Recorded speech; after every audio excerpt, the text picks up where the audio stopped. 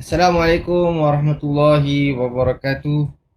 Selamat pagi para penonton sekalian.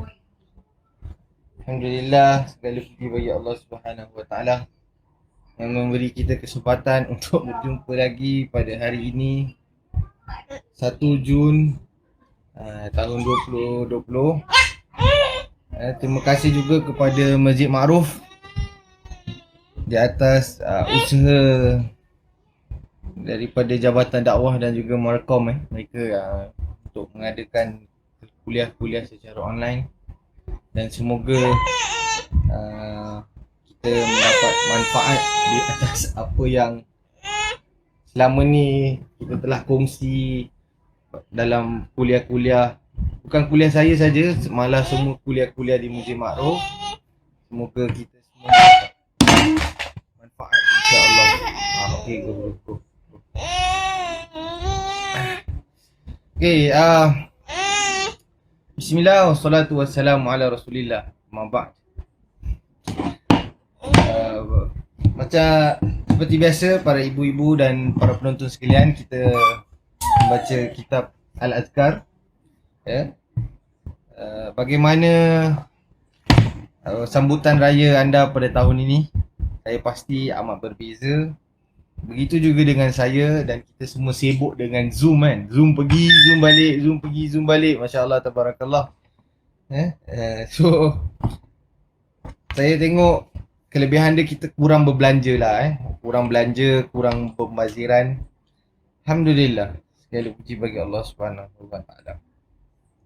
Dan juga berita gembira untuk semua bahawa masjid sebahagian banyak daripada masjid-masjid di Singapura yang akan buka esok kan, bermula pada esok.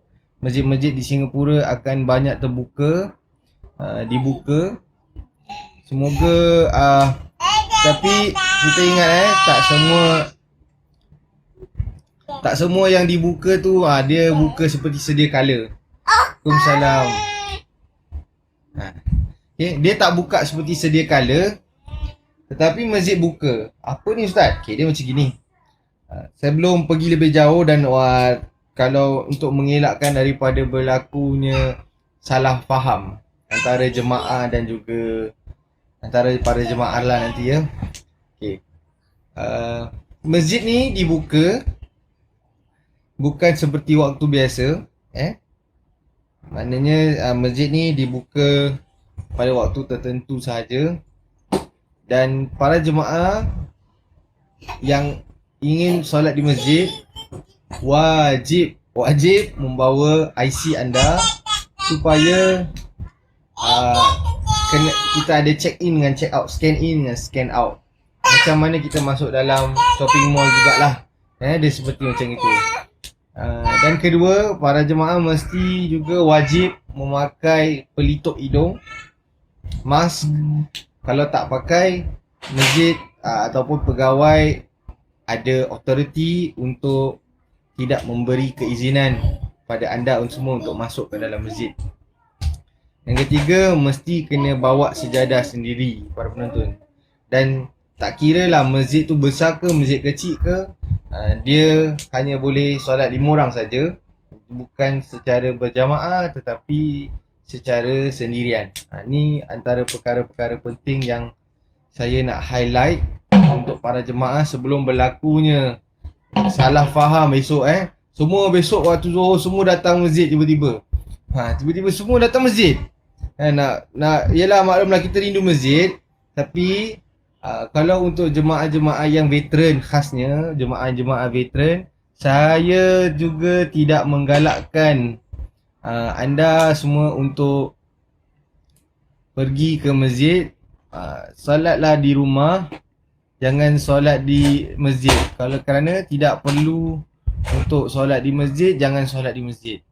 Ya.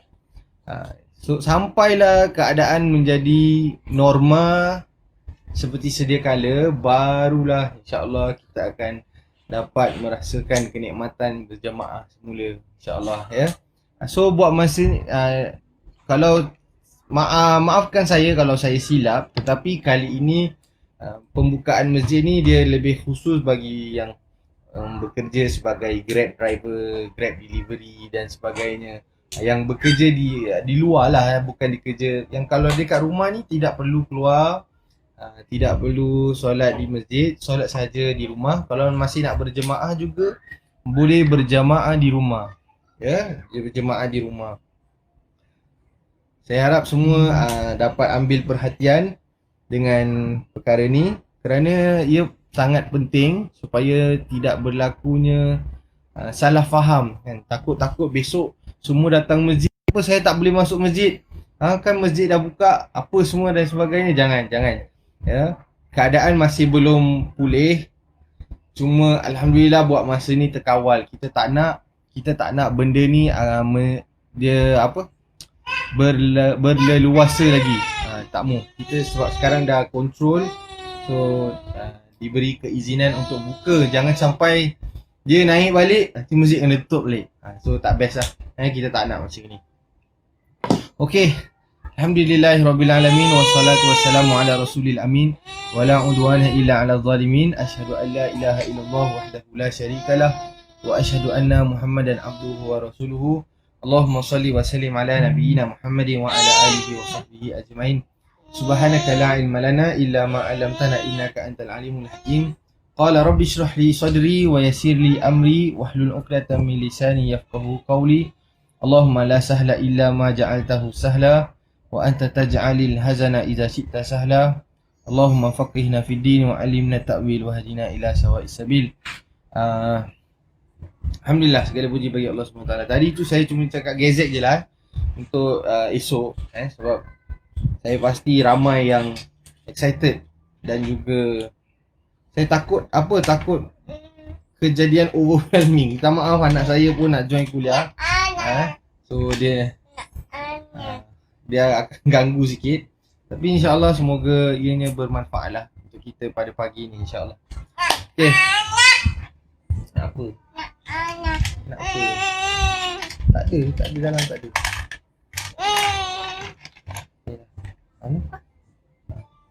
Okay, go outside. Play outside. Go outside. Mana biskut? Okay. Bagi yang dah habis berpuasa 6, alhamdulillah. Semoga Allah Subhanahu Wa Taala menerima amal soleh anda semua. Semoga dapat pahala seperti puasa setahun, ya. Amin ya rabbal alamin. Bagi yang belum mula, masih belum terlambat untuk bermula. Bagi yang sudah bermula dalam perjalanan, teruskan perjalanan untuk menghabiskan puasa 6.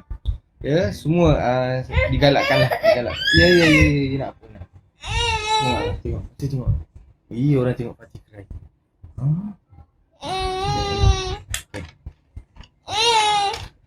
Dah habis work. Okay, go outside first. Okay. Bismillahirrahmanirrahim. Alhamdulillah wassalatu wassalamu ala rasulillah. Kita mula kuliah kita pada pagi ni dengan mengucapkan syukur kepada Allah Subhanahu Wa Taala, ya, dengan limpah kurnianya. Alhamdulillah kita jumpa lagi pada pagi ni. Semoga Allah Subhanahu Wa Taala memberkati usaha kita, usaha semua.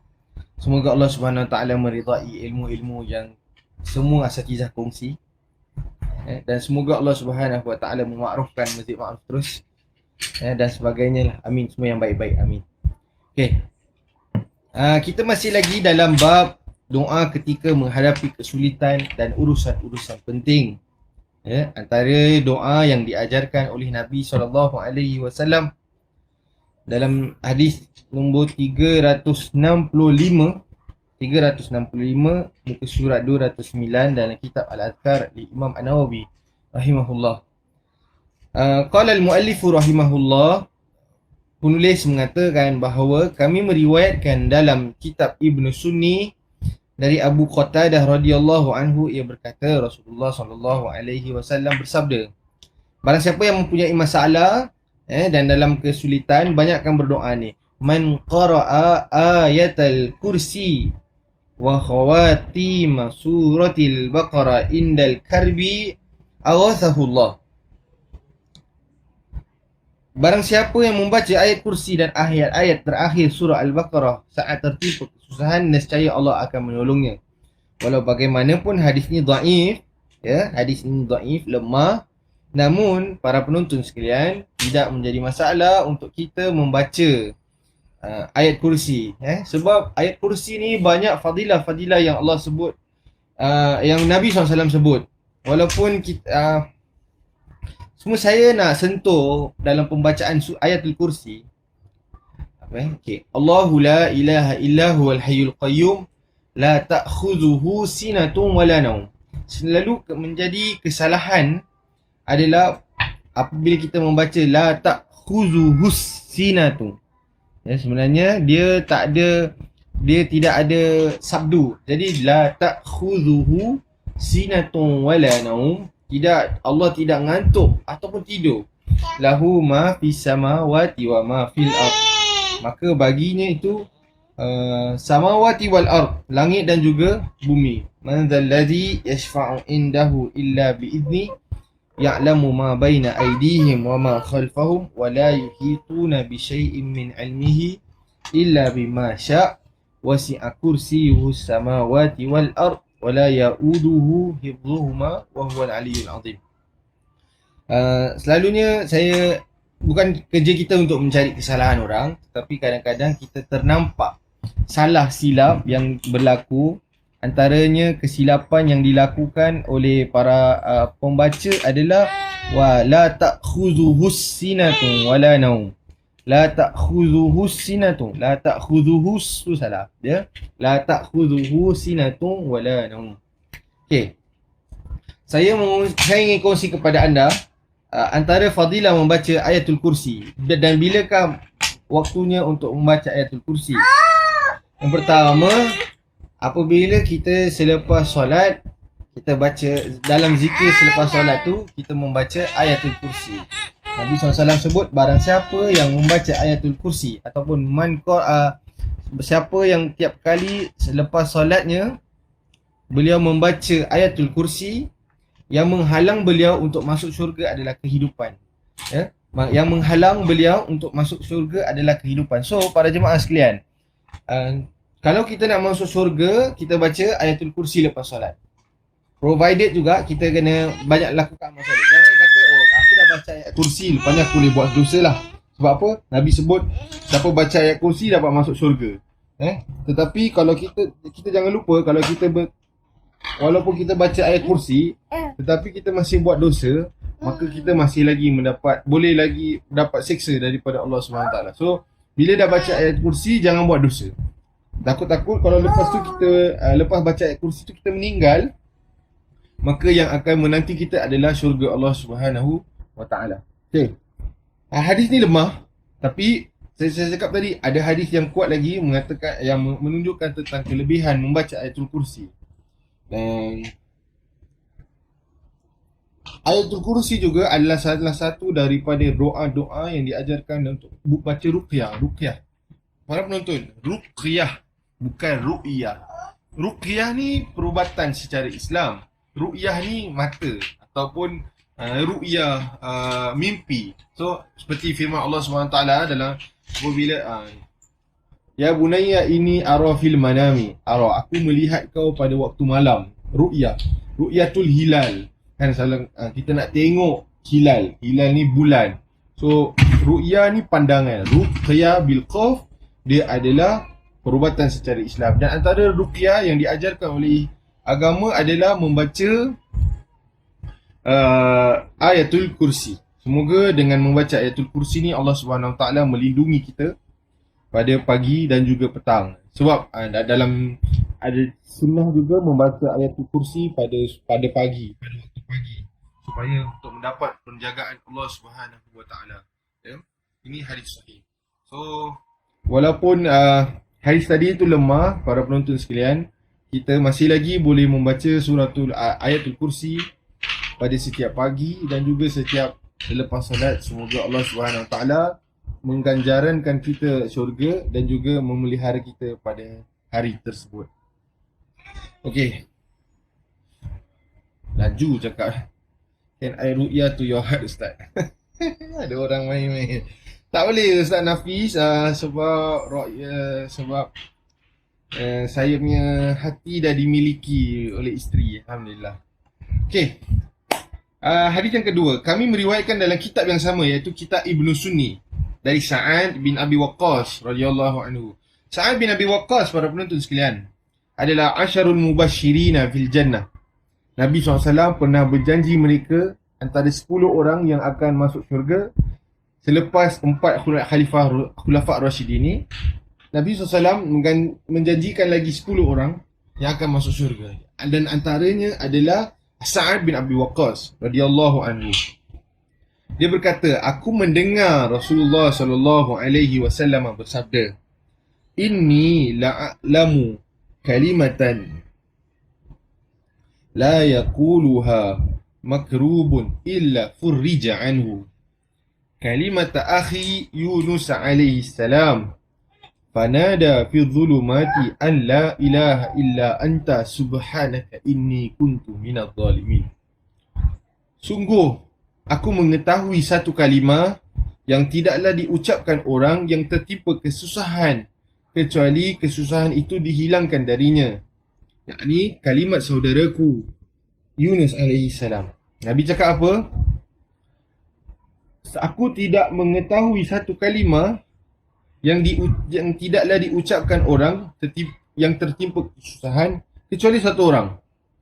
Nabi SAW tidak pernah mendengar kalimah orang yang ditimpa kesusahan kecuali satu orang yang baca ni kalimah ni, iaitu siapa? Nabi Yunus alaihi salam. Apa beliau kata? Yang ia menyeru dalam keadaan yang sangat gelap, bahawa tiada Tuhan yang berhak disembah melainkan Engkau. La ilaha illa anta subhanaka inni kuntu minadh dhalimin. Maha suci Engkau ya Allah, sesungguhnya aku adalah termasuk orang-orang yang dizalimi.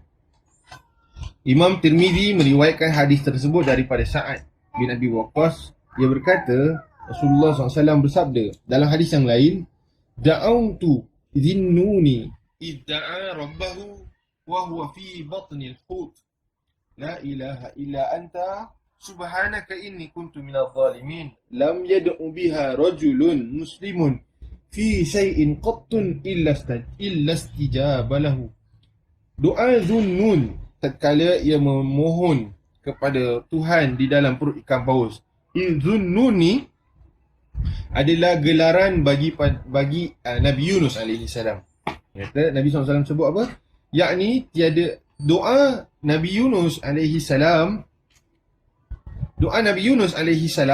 ketika dia di dalam perut ikan paus. Para penonton, saya tengok documentary channel, kita tengok ikan paus ni besar. Dan wallahu a'lam bishawab, kita tak tahu bagaimana keadaan ikan paus di zaman Nabi Yunus alaihi salam. Kalau saya boleh tengok dekat gambar ataupun video-video, kita kalau kena ngap dengan ikan paus ni, kita dah habis. Habislah. Okay. Saya sedikit recap tentang kisah Nabi Yunus alaihi salam. Okay, dia macam gini. Sebelum kisah beliau dimasukkan ke dalam perut ikan paus, baru-baru ni alhamdulillah saya dapat menunaikan umrah pada bulan 12. Dan dalam umrah saya tu saya dapat juga ziarah ke Masjidil Aqsa. Maknanya dapat ziarah ke Palestin, ya. Dan dalam ziarah Palestin tu kita pergi ke satu tempat yang namanya Tel Aviv. Tel Aviv ni sekarang dah jadi tempat ibu kota Israel lah, Israel. Okay, kita tahu bagaimana keadaan di sana semua. Tapi alhamdulillah waktu pergi tu memang tak ada masalah. Kita tak ada masalah. Dekat Tel Aviv, katanya di Tel Aviv tu lah berlakunya tempat di mana Nabi Yunus alaihi salam dimakan ikan paus. So dia cerita dia panjang, Kita tengok izinkan saya untuk berkongsilah tentang kisah Nabi Yunus alaihi salam ni. Okay. Nabi Yunus alaihi salam, apabila beliau berdakwah di bumi Syam, iaitu Palestin, pada asalnya beliau telah dakwah sangat lama. Beliau dah dakwah lama dah, tetapi ramai di antara mereka tidak masuk agama Islam. Orang kampung dia tidak masuk Islam. So dia berdoa kepada Allah Subhanahu Wa Taala. Dia kata dia dalam riwayat lah, saya dengar dari kalau saya tak salah dan saya tidak lupa daripada kisah orang Palestin sendiri. Dia kata Nabi Yunus alaihi salam berdoa kepada Allah Subhanahu Wa Taala untuk meminta pertolongan. Dan akhirnya Nabi Yunus alaihi salam dia berdoa kepada Allah Subhanahu Wa Taala supaya turunkan balak kepada orang kampung dia, kerana orang kampung dia tidak mahu beriman kepada Allah Subhanahu Wa Taala. Ya. Hatta isteri dia, kalau tak silap saya pun, dia tidak mahu beriman kepada Allah Subhanahu Wa Taala. So Allah cakap apa? Allah cakap dengan Nabi Yunus alaihi salam, tunggu 3 hari. Tunggu 3 hari supaya kita bagi time grace 3 hari. Kalau mereka tidak beriman dan masih tidak beriman lagi dengan aku, saya akan turun balak terhadap mereka. So Nabi Yunus alaihi salam seorang insan, dia mempunyai raghbah, dia ada keinginan, dia ada nafsu. Ni namanya insan. Kalau dah namanya insan, dia ada sifat marah, dia ada sifat sedih, dia ada nafsu dan sebagainya. So dalam riwayat, Nabi Yunus tidak sabar 3 hari tu, lalu Nabi Yunus angkat barang dia, pack barang, lalu nak keluar daripada kampung dia. Bila dia nak keluar daripada kampung dia, tiba-tiba naik kapal dan kapal tu jatuh. Waktu tu hujan lebat dan akhirnya kapal tu karam. Dan Nabi Yunus alaihi salam dimakan ikan paus. Dalam riwayat yang lain mengatakan ikan paus tu memang dah tunggu dah nak makan Nabi Yunus alaihi salam. Berapa lama Nabi Yunus berada dalam perut ikan? Siapa tahu? Berapa lama? Kalau siapa tahu boleh kongsi. Tapi saya tahu berbulan. Dia ke berminggu Nabi Yunus alaihi salam berada di dalam perut ikan paus. Kerana Allah Subhanahu Wa Taala tidak Allah cakap dengan Nabi Yunus, tahan 3 hari, sabar 3 hari. Kalau umat kamu masih sebulan. Wallahu alam saya sebulan wallahu alam, saya lupa. So kalau siapa dah ingat boleh kongsi dengan saya. Okay. Bila Nabi Yunus alaihi salam, bila Allah bagi time grace period 3 hari, Nabi Yunus tak sabar, Nabi Yunus keluar. So dan dikatakanlah pada waktu tu ikan paus tu dah tunggu dah nak makan Nabi Yunus. Kita kalau kena makan ikan paus confirm mati. Tetapi apabila ini satu mukjizat daripada Allah SWT, yang Allah SWT nak tunjukkan kalau dia nak benda tu jadi, dia jadi. Kalau dia tak nak benda tu tak jadi pun tak jadi. Innama amruhu idza arada syai'an an yaqula lahu kun fayakun. Dalam surah Yasin. Semua faham. Saya rasa semua tahu kan, innama amruhu idza arada syai'an an yaqula lahu kun fayakun. Innama amruhu, sesungguhnya apa saja yang disuruhnya, idza arada syai'an, jika dia mahu, dia ni Allah SWT, jika dia mahu, an yaqula lahu kun fayakun, maka jadilah. So kalau Allah cakap tak jadi, tak boleh jadi. Contoh daripada cerita yang lain, Nabi Ibrahim AS, apabila kaumnya sendiri nak bakar dia kan, lepas tu Allah cakap apa? Ya naru kuni bardan wa salama. Wahai api, kau jadi sejuk untuk Nabi Ibrahim. Jangan kau bakar Nabi Ibrahim AS. So bila Nabi Ibrahim keluar daripada, bila Nabi Ibrahim, kalau kita pun nak masuk api tu, kita confirm dah tahu mati dah. Kita dah tahu confirm mati. Alamak, sekejap anak saya nangis. Kita dah tahu dah confirm mati. Tapi kerana kepercayaan dia kepada Allah SWT, Allah suruh Nabi Ibrahim masuk. Wahai Ibrahim, masuk. Aku dah cakap dengan api ni supaya sejuk. Ya narkuni bardan wa salama. Ya. Maka Nabi Ibrahim pun masuk dan tidak ada rasa takut pun kepada api tu kerana dia percaya kepada Allah SWT. Tapi para penonton sekalian, kalau sekarang ni kita nampak bangunan terbakar, kita bukan Nabi Ibrahim. Jangan pula kita nak try kita punya power, kita masuk pula bangunan tu. Terbakar hangus kita para penonton. Even Ali Bobo nak masuk pun dia kena pakai baju kalis api. Kita yang tak ada apa-apa perisai, jangan masuk. Kalau kita masuk, jangan kita salahkan Allah SWT, kita hangus. Ya Allah, kenapa Nabi Ibrahim tak hangus, aku hangus. Sebab Nabi Ibrahim dalam keadaan yang lain. Kita jangan cari pasal. Okey. Balik kepada cerita Nabi Yunus AS. Nabi Yunus AS, beliau dimakan ikan dan beliau berada di dalam perut ikan itu selama lama. Dia bukan 1 hari, bukan 2 hari, lama. So akhirnya ikan tu pun muntahkan semula Nabi Yunus AS.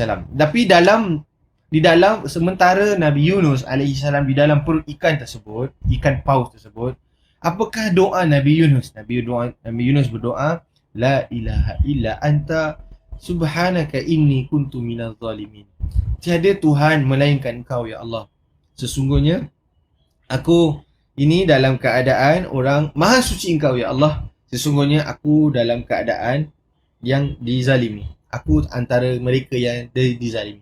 So Nabi Yunus AS keluar. Apabila beliau keluar daripada perut ikan paus itu, kulitnya luka. Beliau mempunyai ada luka di badan beliau. Dan beliau berehat di bawah pohon. Dan dia berobat di bawah pohon itu. Dan apabila beliau sudah sihat, beliau balik kembali kepada kampung beliau dan beliau melihat bahawa umat-umat beliau sudah memeluk agama Islam ataupun sudah pun beriman dengan Tuhan Nabi Yunus. So Nabi Yunus bertanya kepada mereka, apa yang buat kau beriman kepada Tuhan aku? So umat dia cakaplah, ada satu hari keadaan tiba-tiba menjadi gelap dan kita mula menjadi takut. Kita pun beriman kepada Tuhan kamu, ya Yunus. Hari yang mana Nabi Yunus kena makan dengan ikan paus tu, hari itulah mereka pun beriman kepada Allah Subhanahu Wa Taala. So antara doa Nabi Yunus, dia bukan antara, memang doa Nabi Yunus AS apabila beliau dalam perut ikan paus tadi adalah La ilaha illa anta subhanaka inni kuntu minaz zalimin. Mungkin saya boleh tulis kat bawah ni La ilaha illa anta subhanaka inni kuntu minaz zalimin. Doa Nabi Yunus apabila di dalam perut ikan. So doa ni tak lawa tak apa, janji faham dah kira Ustaz. Okay. So para penonton, daripada kisah Nabi Yunus AS, Nabi SAW mengambil iktibar bahawa jika seseorang itu menghadapi kesukaran ataupun menghadapi masalah, digalakkan untuk membaca La ilaha illa anta subhanaka inni kuntu minaz zalimin. Semoga Allah Subhanahu Wa Taala memelihara kita. Dan bagi sekarang ni kita dalam keadaan ada mempunyai masalah, masalah peribadi, masalah dunia. So banyakkanlah baca La ilaha illa anta subhanaka inni kuntu minaz zalimin. Semoga dengan membaca doa ini Allah SWT irfa'annal bala, mengangkat segala bala dan wabak yang sedang kita landa ni. Saya rindu nak pergi Malaysia. Kan, saya tak sanggup nak bayar minyak Singapura ni, mahal kan. Lepas tu rindu macam-macam lah, nak makan burger Ramli lah. Betul tak? Siapa tak rindu nak makan burger Ramli? Saya rindu. So dengan saya mengharapkan semoga dengan kita cepat-cepat lah kita jadi Kalau Malaysia dia punya hashtag kita jaga kita. Kita tak tahu Singapore punya SZ apa United kan. So kita baca, banyakkan berdoa kepada Allah SWT. Tak perlu keluar, jangan keluar. Besok dah boleh ziarah mak ayah kan. Betul tak? Besok dah boleh ziarah mak ayah. Tapi dia ada syarat, 2 orang saja. Jangan bawa satu keluarga. 7 orang datang ziarah mak ayah at the same time. Tak boleh para penonton. Kalau kena tangkap, jangan salahkan authority yang saman. Sebab baru-baru ni raya lah, minggu lepas lah raya. Saya dapatlah mesej daripada forward mesej daripada pelbagai manusia, pelbagai group chat kan. Macam-macam lah. Kata jangan sekarang authority dah saman dah start saman saya manja ni kawan nama perempuan tu manja kata dia punya kawan kena saman. Dia dengan suami dia, dengan anak dia datang rumah mak dia nak hantar makan. Nak hantar makan tak payah ramai-ramai, hantar makan satu orang saja. Betul tak? Nak hantar makan ramai-ramai buat apa? Tu nampak sangat nak beraya. Dan dia kata kena saman. Saya bukan nak cakap pada muka, saya tak boleh cakap pada muka lah. Kesian sebab pagi raya dah kena. Tapi kerana kesalahan yang dilakukan adalah dia pergi keluar beramai-ramai. Dia kalau kena saman, jangan salahkan orang lah kalau dia kena saman. Sebab apa? Dia sendiri buat salah. Sama macam dengan para penonton juga. Kenapa? Waktu masjid buka, masjid ada kapak. Bila kapak penuh, kita jangan park keluar masjid.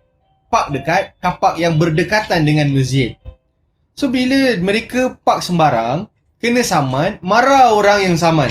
Apalah, aku parking dekat luar masjid pun dia tahu apa aku nak semayang. Kena saman juga. Para penonton, kita jangan salahkan orang yang saman. Kita salahkan diri kita yang parking kerana tidak parking dengan tempat yang betul. Kesian. Orang tu buat kerja dia betul-betul buat kerja. Dia buat kerja maknanya kerja dia saman orang. Saman lah. Kalau kita salah, kita kena saman, kita terima. Pakai tinted visor. Naik motor. Saya naik motor. Kalau pakai tinted visor, kena saman. Kita salahkan TP. Apalah TP ni saman aku sebab aku pakai tinted visor. Memang dah undang-undang tak boleh pakai tinted visor. Sudah. Tak boleh bawa laju. Apalah TP ni saman aku. Pasal apa speeding? Jangan macam tu. Dia sama juga. Bila nanti besok, bila orang datang, kita dah boleh ziarah mak ayah. Besok boleh ziarah mak ayah. Tapi 2 orang saja. Tak boleh lebih ramai. Besok dah boleh solat dekat masjid. Tapi dengan syarat-syarat yang tertentu. Kalau kita langgar, maka kita pun boleh, kita ada pegawai masjid ada hak untuk menghalang kita daripada masuk masjid. So ingat tadi saya rasa Masjid Ma'ruf ada tulis kan apakah syarat-syarat. Tengok ni. Congregants must produce their NRIC. You must bring your own personal prayer item such as your own prayer mat. Bawa sejadah sendiri. Lagi apa? Telkung for ladies. Kalau yang untuk wanita bolehlah beli start bawa telkung ke mana-mana. Masjid tidak akan provide. Kalau tiba-tiba datang masjid, kata masjid tak ada air, tak ada tudung, telkung, macam mana nak semayang? Kita pun tak tahu. Pegawai masjid tidak ada berhak untuk tidak memberi keizinan untuk masuk jika anda tidak bawa benda ni. Please bring your own bag for your footwear. Untuk plastik kerusi kasut pun kena bawa ya. Sebab as there will be different entry and exit points. Priority will be given to those whose job required to be on the move, such as delivery drivers and riders. Untuk orang yang pergi solat masjid seperti ni, priority diberi kelebihan bagi mereka yang bekerja sebagai delivery, Grab dan sebagainya. Okay. So kena ikut peraturan. Kalau tak ikut peraturan, maka kalau kita langgar, kalau kena saman. Kalau kena saman. Jangan salahkan orang. Okay. Doa, saya ulang lagi sekali. Sekarang ni kita dalam bab doa ketika menghadapi kesulitan dan ujian. Dan antara doa yang sahih yang diajarkan oleh Nabi SAW adalah doa yang dibacakan oleh Nabi Yunus alaihi salam La ilaha illa anta subhanaka inni kuntu minaz zalimin. Okay? Okay. Doa ketika dalam keadaan takut atau kaget. Ni pasal buku ni dia daripada Indonesia. So publish dia punya publisher daripada Indonesia, dia punya bahasa pun ada agak-agak Indon sikit lah. Kaget ni apa? Kaget ni dalam keadaan takut, seram, sejuk kan. Betul tak? Kan? So takut. Para penonton, takut ni dia terbahagi kepada beberapa bahagian. Ada perkara yang kita boleh takut dan dibolehkan, ada perkara yang kita takut yang tak dibolehkan. Ya. Saya bagi contoh, takut yang dibolehkan dan sangat digalakkan adalah takut kepada Allah Subhanahu Taala. Kita takut kepada Allah kerana kita beriman kepada Allah, dan kerana sifat takut kepada Allah ni lah yang akan menghalang kita daripada melakukan maksiat. Ni takut yang pertama. Takut daripada darajat yang kedua, takut kalau kita terkena musibah seperti na'udzubillah kena curi ke kan.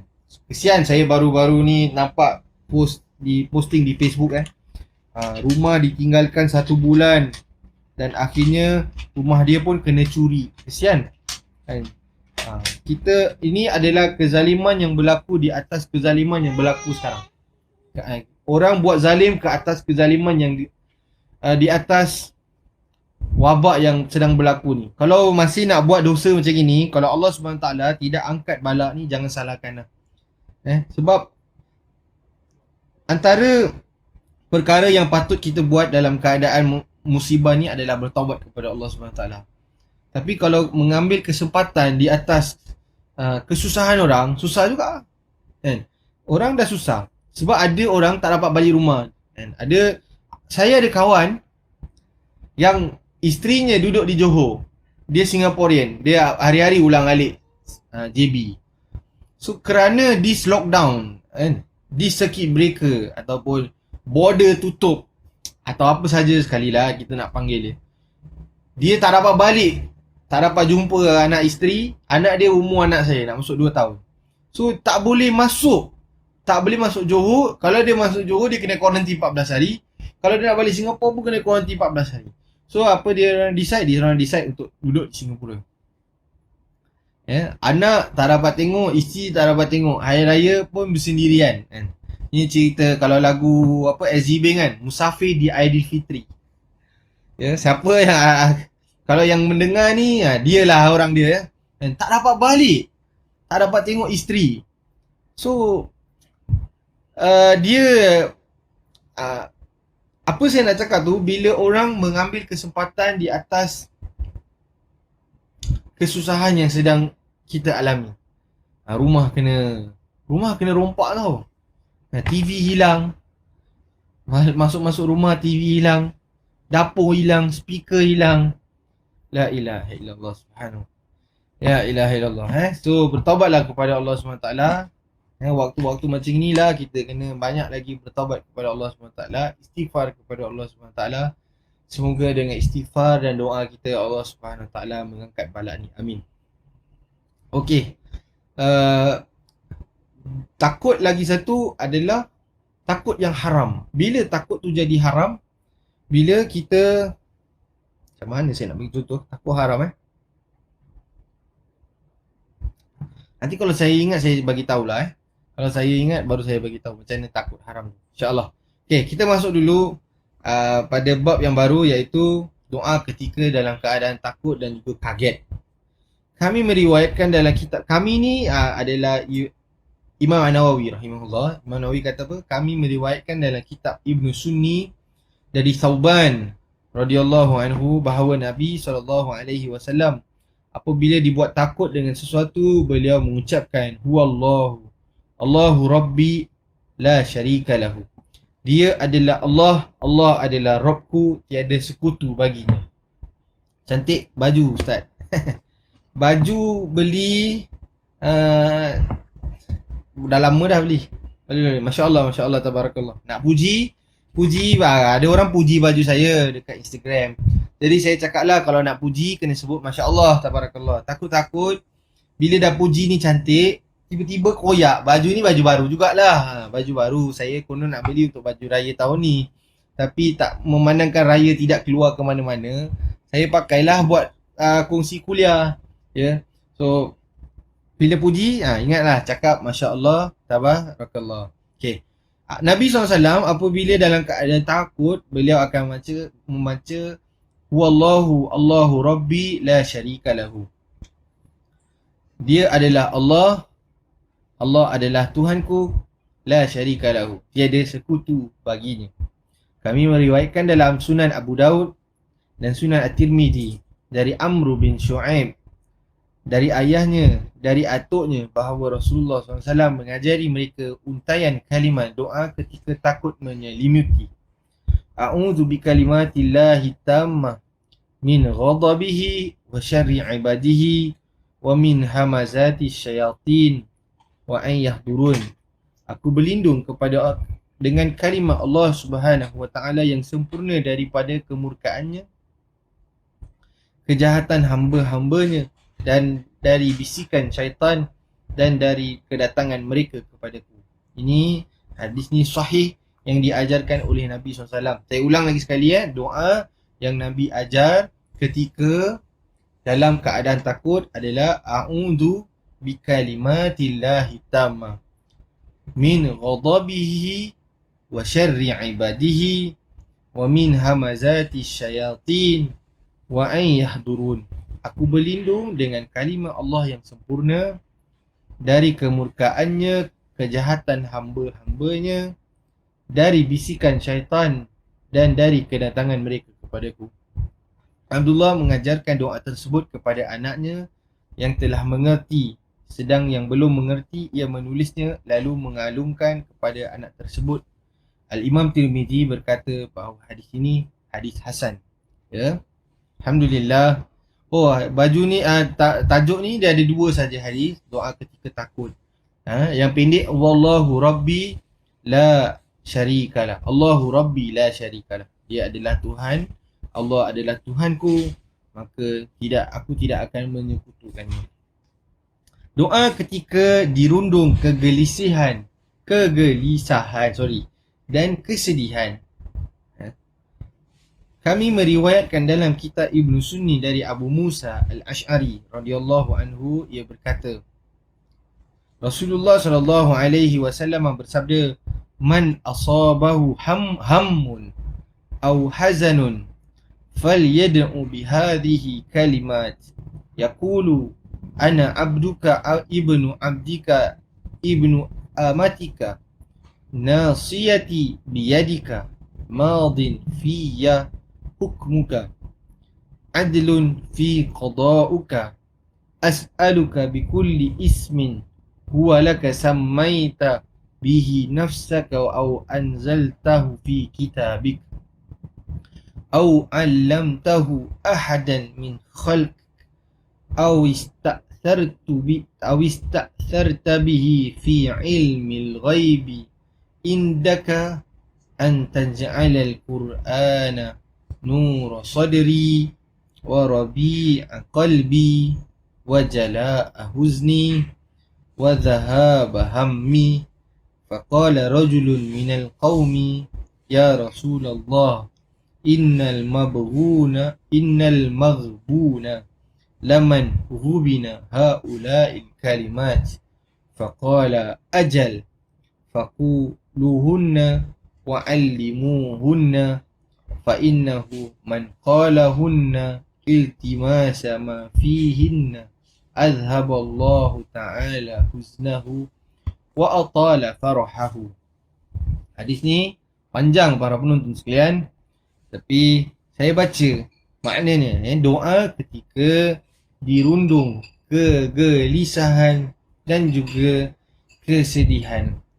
Para penonton yang dirahmati Allah sekalian, saya nak cakap pasal sedih ni. Nabi SAW juga sedih. Nabi SAW kehilangan insan-insan yang sangat beliau sayang dalam masa yang sangat dekat, yang di mana pada tahun tu dipanggil sebagai Amul Huzn, tahun sedih. Huzun ni sedih. Hazan. Jadi jangan letak nama anak Nur Hazni. Nur Huzun. Sebab Al-Huzun ni maknanya sedih. Jangan letak nama anak-anak, nama anak sedih lah, pilu lah, tak mau. So kita letak nama anak nama yang baik supaya beliau atau apa anak kita bersifat dengan nama yang kita bagi itulah. Okey. Antara perkara sedih yang berlaku dalam kehidupan Nabi SAW adalah yang dipanggil sebagai Amul Huzun, adalah pada tahun di mana beliau kehilangan isterinya, beliau kehilangan pakcik saudaranya, dan juga orang Islam dibuang oleh orang-orang Quraisy di Mekah. Dan kemudian Allah Subhanahu Wa Taala menggantikan kesedihan Nabi SAW itu dengan satu hadiah yang sangat besar, iaitu Lailatul Isra wal Mi'raj. Nabi SAW juga nangis apabila kehilangan isteri beliau, iaitu Sayyidatina Khadijah radhiyallahu anha. Kerana dalam satu hadis Nabi SAW, saya pernah kongsi dalam kuliah dan saya ingin kongsi lagi pada anda semua. Dalam satu hadis Nabi SAW, Aisyah radhiyallahu anha bertanya kepada Rasulullah SAW, "Ya Rasulullah, kenapa engkau masih teringatkan kepada orang yang dah pergi? Sedangkan yang depan kau ni ada yang masih cantik, masih muda, kan, yang masih, orang kata tu masih bergetah lah. Yang dah ada depan kau ni, tapi kenapa kau masih mengingatkan lagi kepada orang yang sudah pergi, iaitu orang yang sudah meninggal dunia?" So Rasulullah SAW bersabda, Nabi cakap, Nabi SAW cakap, Khadijah adalah wanita yang bersama dengan aku waktu tu tak ada orang pun percaya dengan aku. Bila Nabi SAW mula lari daripada Nabi SAW lari daripada Gua Hira, kan? Nabi SAW balik daripada Gua Hira pergi ke rumah dalam keadaan menggigil. Khadijah radhiyallahu anha, dia peluk Nabi SAW. Dia peluk Nabi dan dia kata, dia tak tanya pun apa dah jadi dengan kau, kan? Khadijah peluk sampai kan Nabi tidur. Bila Nabi dah bangun, baru Khadijah tanya kepada Nabi, apakah yang dah berlaku? Boleh tak kau kongsi kepada aku, kan? Aku tengok kau pulang ni this time lain. So Nabi mula ceritakan. Dan bila Nabi mula ceritakan kepada Khadijah, bila Nabi cakap apa? Aku dilantik menjadi Rasul. Aku baru berjumpa dengan satu makhluk yang namanya Jibril alaihissalam. Dia, kerana aku jumpa dia lah aku nampak terkejut. Aku tak pernah nampak makhluk seperti itu. So Khadijah cakap apa? Aku beriman dengan apa yang kau beriman. Maknanya bila Nabi SAW cakap kita kena sembah Allah SWT, okey, aku akan sembah Allah. Aku akan ikut kau. Sebab aku tahu kau adalah Al-Amin, amanah, tidak pernah bohong. So Khadijah, lepas tu Nabi cakap, tidak ada wanita yang sanggup untuk memberi harta dia kepada aku untuk aku perniagakan kecuali beliau. Khadijah radhiyallahu anha, sebelum beliau berkahwin dengan Rasul pun, dia nampak kejujuran Nabi SAW dalam berniaga. Jadi para penonton sekalian, kita tak salah untuk berniaga, tapi kita kena berniaga dengan amanah. Contoh, kalau jual karipap, sardin, kalau jual epok-epok sardin, make sure yang dalam tu sardin. Sebab apa? Kadang-kadang tengok luar epok-epok sedap, garing, tapi duduk gigit dalam, kita dah fikir dah ni mesti sardin sedap ni dalam ni. Tapi gigit-gigit dapat apa? Epok-epok angin. Tu marah. Sebab apa? Tipu, kan? Sardinnya sikit, anginnya lebih. Kalau gitu letak luar, saya jual epok-epok angin campur sardin sikit. Baru kalau nak amanah lah. Kalau nak amanah, kita cakap macam itu. Kalau tulis epok-epok sardin, make sure dalam sardin, jangan dalam tu bawang. Kalau bawang pun boleh jadi marah juga para penonton. Saya tak cakap pasal saya nak makan epok-epok sekarang lah, walaupun sekarang dah boleh makan. Tak, tapi saya nak cakap tentang keadilan. Kalau berat timbangan berat tu sekilo, kena cakap sekilo. Kalau kurang daripada sekilo, kita kena jujur cakap, ni kurang daripada sekilo, kita nak kena tambah ni. So, para penonton sekalian, kerana sifat kejujuran Rasulullah SAW, Khadijah jatuh hati dan Khadijah dengan tidak rasa takut beri harta dia kepada Rasulullah SAW untuk perniagakan. So Rasulullah cakap lah, aku waktu tu tak ada orang percayakan aku, tak ada orang percayakan aku, tetapi Khadijah lah wanita yang pertama percayakan aku. Jadi apakah yang buat aku boleh lupakan beliau? Takkan terlalu banyak kenangan aku dengan Khadijah. Dan Khadijah adalah bukan salah satu. Khadijah adalah dia sahajalah yang mengandungkan anak-anak Nabi SAW. So Nabi mendapat zuriat hasil daripada perkahwinan beliau dengan Khadijah radhiyallahu anha. So Nabi SAW cakap kepada Aisyah, kan, Aisyah, macam mana aku nak lupakan dengan orang yang banyak dah berjasa dengan aku. Kerana apa? Hatta selepas kematian Khadijah binti Khuwailid radhiyallahu anha, Nabi SAW masih lagi menziarahi keluarga Khadijah. Nabi SAW masih lagi memberi makan kepada keluarga-keluarga Khadijah. Kalau Nabi masih ziarah. So sebab itulah saya nak cakap, Nabi SAW juga sedih. Apabila Khadijah meninggal, beliau nangis, Nabi nangis. So ini menunjukkan bahawa Nabi juga seorang insan. Tetapi bagaimana Nabi SAW nangis dengan kita nangis apabila kita menghadapi kematian. Saya juga, semua orang pernah mengalami kematian dalam ahli keluarga. Saya kongsi, saya meninggal, adik saya meninggal 4 tahun lalu. Nangis. Siapa tak sedih? Sedih. So adik, tapi sikap kita dalam menangani masalah ataupun kesedihan tu, dia menjadi tanda tanya. Adakah Nabi SAW pernah sebut, umatku akan kembali kepada sifat jahiliyah, amal jahiliyah. Apakah amal jahiliyah? Yang 4 perkara yang umatku akan kembali kepada perangai amal jahiliyah. Nombor 1, at-ta'nu fil ansab wal fakhru bil ahsab, istisqa' bin nujum wan niyaha. Apa perkara ni ustaz? Okey, saya ulang at-ta'nu fil ansab.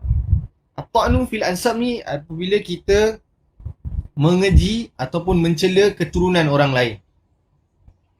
Kedua, al-fakhru bil ahsab, bangga dengan keturunan dia sendiri. Nombor 1, dia keji keturunan orang. Nombor 2, dia bangga dengan keturunan dia sendiri. Nombor 3, al-istisqa' bin nujum, minta hujan dengan bintang. Oh, sekarang ni bintang macam ini, minta hujan. Kalau macam ini bintang tak bagus, kita jangan minta hujan. Kita berpandukan kepada bintang cakrawala, ni semua salah. Nombor 4, an-niyaha. Niyaha ni maknanya meraung, meratapi kematian. So kenapa saya cakap macam ni? Saya mula-mula cakap pasal sedih, tapi dia boleh link dengan satu perkara. Tadi saya nampak posting di Facebook, tentang masjid ada dibuka semula. So ada orang komen dekat Facebook, dia kata, bagaimana pula dengan ziarah kubur? Kita dah boleh ziarah ke belum? Okay. Setahu saya, ziarah kubur masih lagi belum dibolehkan, kecuali jika ada kematian dan hanya boleh, yang waktu tu hanya boleh ada grieving semua 10 orang saja. Hanya dibenarkan 10 orang saja. Kalau lebih daripada 10 orang tidak dibolehkan. Baru-baru ni menjadi viral lah. Sebab kalau dia tak viral, saya tak tahu. Okay. Kenapa saya cakap macam ni? Bila ada orang cakap tentang, ada bangsa lain, dia tengok ni macam mana dia orang punya kematian ni jalan lebih daripada 10 orang. Kenapa government dibolehkan pula? Kenapa kalau buat orang Islam tak dibolehkan pula? Okay, para penonton sekalian, apa yang penting bukan ziarah kubur. Yang penting adalah apa yang kita buat untuk orang yang kita sayang yang sudah meninggal dunia. Nabi SAW sebut, putusnya segala anak Adam, amalan anak Adam selepas dia mati, kecuali 3 perkara. Yang pertama, doa anak yang soleh. Yang kedua, ilmu yang bermanfaat. Yang ketiga, sedekah jariah. Para penonton, jadi saya nak cakap ni, kalau saya nak cakap apa, kalau kita sekarang ni dalam keadaan tidak boleh menziarahi kubur-kubur keluarga kita yang tersayang, tapi kita masih lagi ada peluang untuk membuat amal jariah bagi mereka. Antaranya, kita boleh sedekahkan ke atas nama mereka. Dan saya pasti masjid-masjid juga masih lagi menerima infak antum semua, infak anda semua. Jadi anda boleh keluarkan infak atas nama mereka. Dan selagi masjid itu masih terbina dan selagi masih orang bermanfaatkannya, selagi itulah anda dapat pahala dan orang yang kita sedekahkan atas nama dia juga dapat pahala. So bagus juga bila saya nak khatamkan kita punya kuliah ni dengan saya cakap lah, Masjid Ma'ruf masih memerlukan dana, dan semua masjid-masjid di Singapura masih lagi memerlukan dana. So kita, bila Allah tutup satu perkara, Allah akan buka lagi 10 perkara. So bila Allah tutup peluang kita untuk menziarahi kubur buat masa ni, tapi sebenarnya Allah beri peluang untuk anda semua untuk melakukan amal soleh yang lain, antaranya melakukan infak di atas nama ahli keluarga kita yang telah meninggal dunia. InsyaAllah kerana usaha kita itu nanti Allah berkati, Allah terima, dan insyaAllah Allah akan memberi ganjaran yang setimpal. Walaupun kita tidak menziarahi mereka, tapi kita masih dapat memanfaatkan ketiadaan mereka. Maksud saya, bila mereka tak ada pun kita masih lagi boleh buat manfaat untuk mereka dan untuk diri kita. Okey, sampai sini saja pengajian kita pada hari ini. So kita stop pada hadis doa ketika dirundung kegelisahan dan juga kesedihan.